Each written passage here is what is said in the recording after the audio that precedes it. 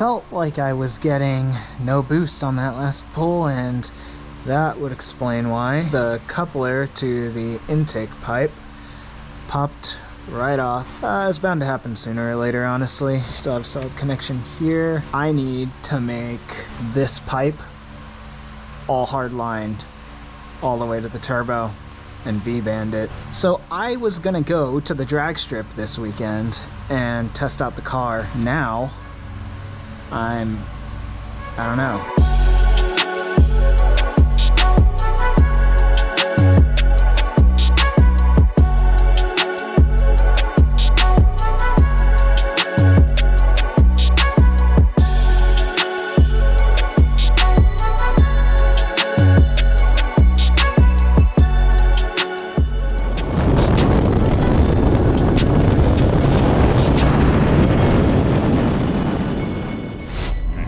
On the way to the track, we blew a coupler, and that wouldn't be a big deal except for which coupler it was. It happens to be right where I had a little oil leak, one that I was like, you know what, I've tried to seal this like 5 times, I'll try and seal it later. Well, the oil leak ended up dropping down to the exact pipe that popped off, so now no matter how many times we try and retighten it, it just keeps slipping off.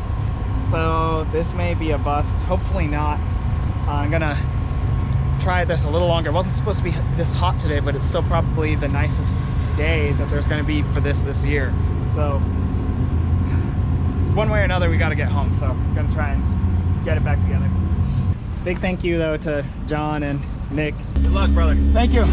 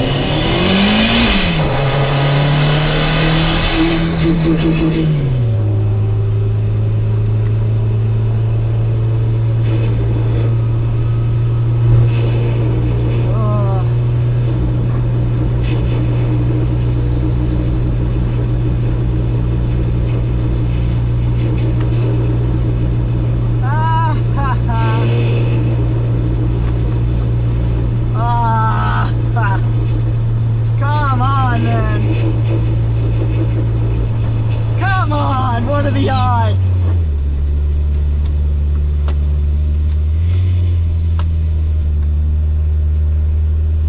What are the odds?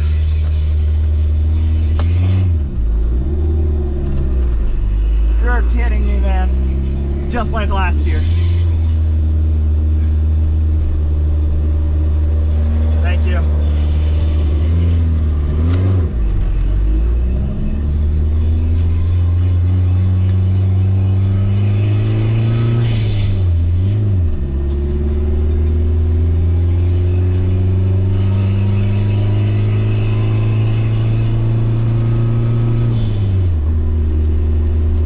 Oh my gosh.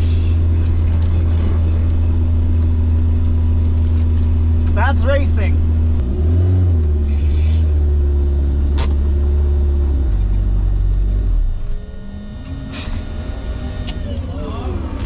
Huh? Yeah, I had no boost. When I was thinking about two-stepping it, the guy started going and I was like, oh, I'm spending too much time thinking. I go, that had no power at all. and I was getting errors and stuff. I'm like, what on earth?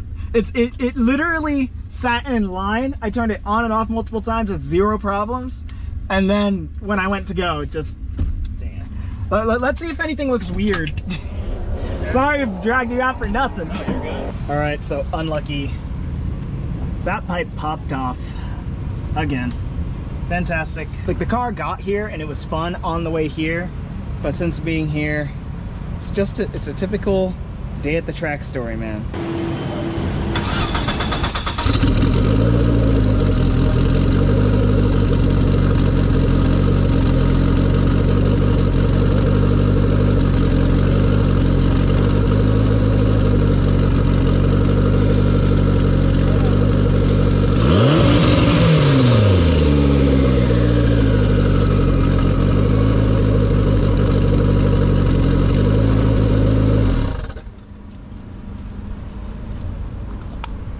Well, it's on there so far. The boys here helped me get the intake pipes back and settled. They really need to just be V-bands. What's the other thing we did? We tightened the oil feed line coming off the Volvo that was a little bit loose.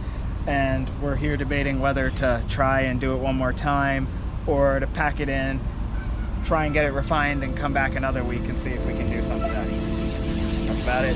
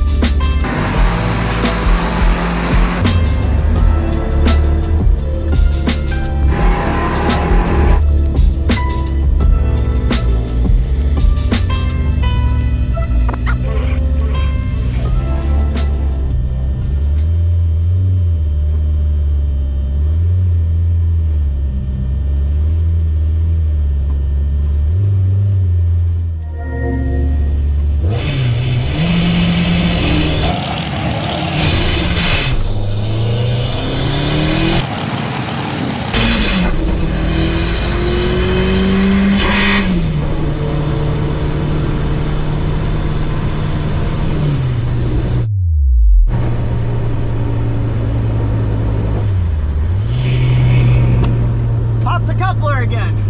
Thank you. Oh, it is what it is.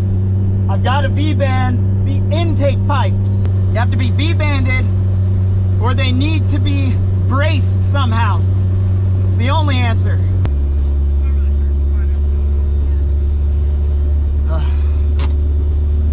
How'd you do? Popped a coupler in the middle of it. Oh, dang it.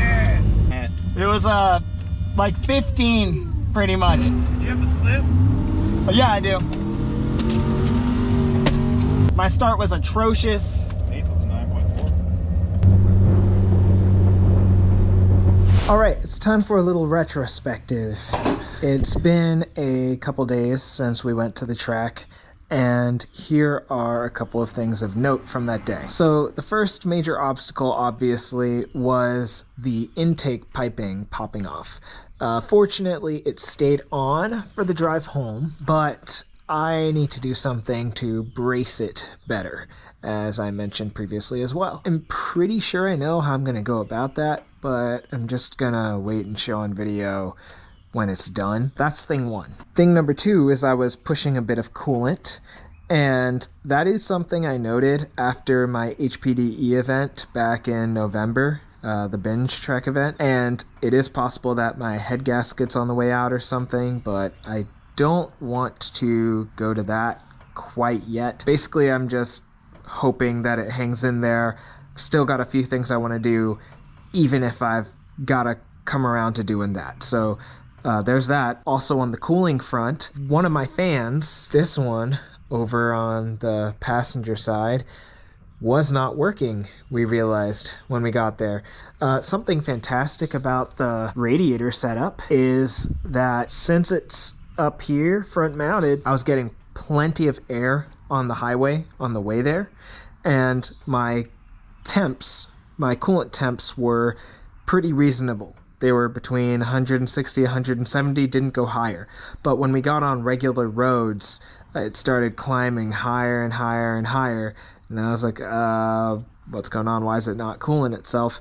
And it's because the wiring for this fan was a little faulty. So we messed with it at the track and we were able to get it to respond, but I think I've got to figure out why that happened in the first place, and it may have happened again.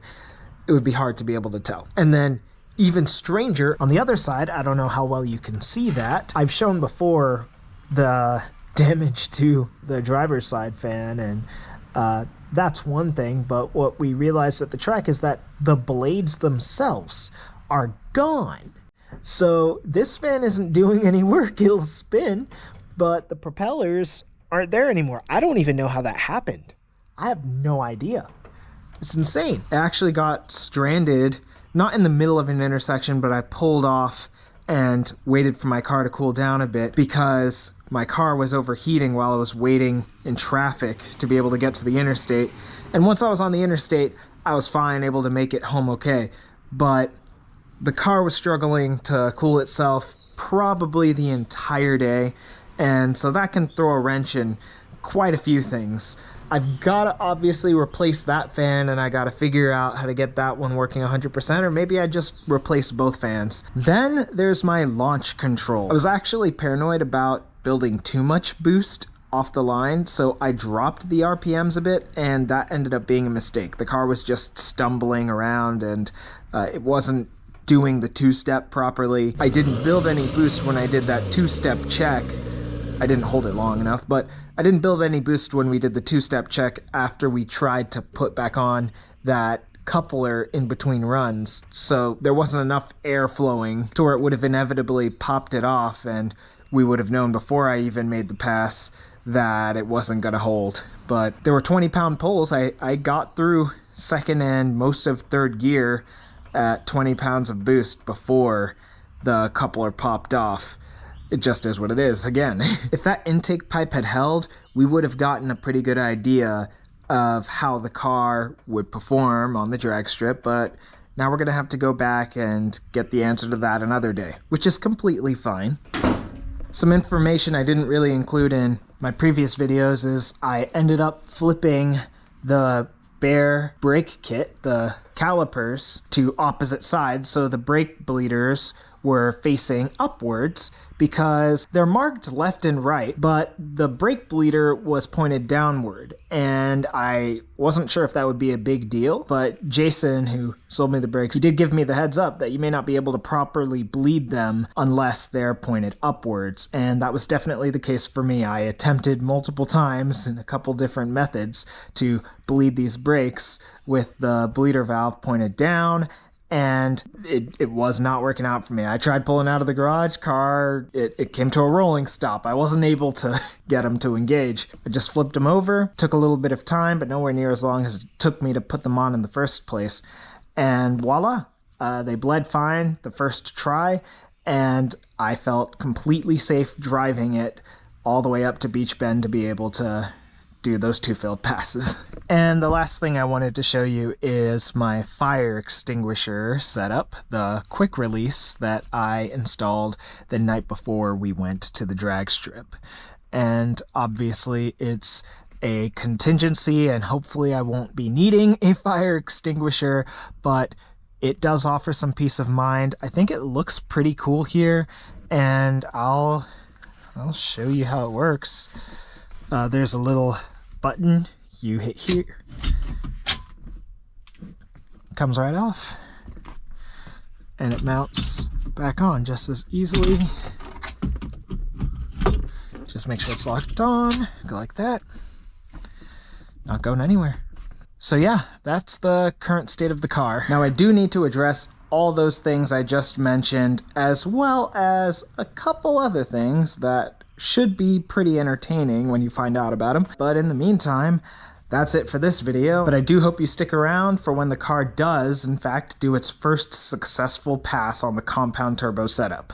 I'm really excited to see what it runs. I have a number that I'm hoping that it runs. We'll see if it can hold up. In the meantime, could use a little TLC, don't you think?